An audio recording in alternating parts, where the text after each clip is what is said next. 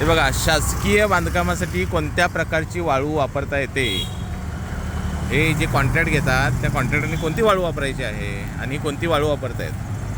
बघा ही वाळू कोणती आहे तुम्ही बघा, आणि ह्या वाळूची रॉयल्टी भरलेली आहे का.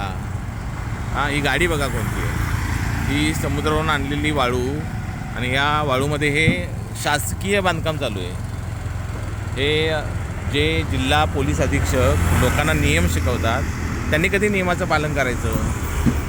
हे अशा पद्धतीची चोरलेली वाळू, ज्याची रॉयल्टी भरली जात नाही, ज्याच्यावर बंदी आहे, ज्याच्यावर हे महसूल अधिकारी हप्ते घेतात.